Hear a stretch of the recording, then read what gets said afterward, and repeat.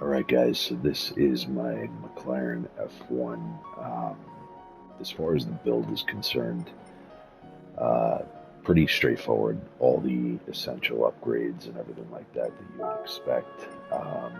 Basically got the full control computer, fully customizable racing transmission, suspension, racing air filter, racing muffler, racing brake pads, and a carbon braking system. Handbrake for drifting you don't really need in there. Brake controller I like to just kind of play around with, and steering angle adapter is an absolute must.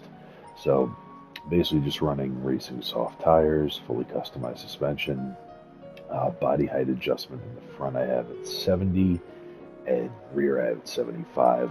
Roll bar, I've learned that basically for the best feedback and handling, just equal it out at 7. Damping ratio compression, 39 in the front, 30 in the rear. Damping ratio expansion, 30 in the front, 40 in the rear. I found that basically reversing the two, almost 40 in the front of the compression and 40 in the rear on expansion, it just seems to be like this proper tune for this car. I do find that the handling is exceptional. Natural frequency 3.70 in the front, 3.90 in the rear, and negative camber angle. I have learned to kind of reduce it more than what's suggested with the almost 3% or 3-degree grade there. Toe angle. For the front, it must be a positive 20, and for the rear, positive 11. Active limited slip differential controller. 25 for acceleration sensitivity, and braking sensitivity you can kind of play around with.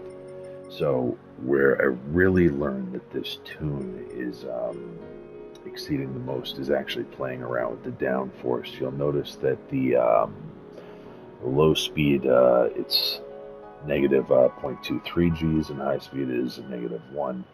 I've learned that basically reducing as much of the downforce as possible in the front is absolutely necessary, and the rear almost maxed out actually. ECU, obviously you're going to be running 100%. Ballast, the handling is greatly adjusted by playing around with the weight. I found the sweet spot is 130 kilograms. With the positioning at a full negative 50, shifting everything to the rear, giving the car a 48-52 balance.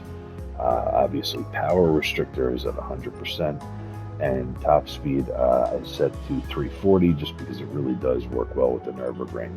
If we're going to be doing time trials, obviously we're not going to be running any nitrous, but of course I have it on the car already, and then pretty much the rest of it is just running, proper parts.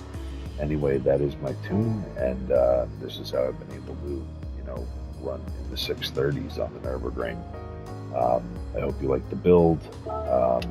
It's just been a it's been a mission, but I definitely think that the final product pays off, and hope you guys get to enjoy it as well. For quite frankly, I think one of the greatest cars of all time.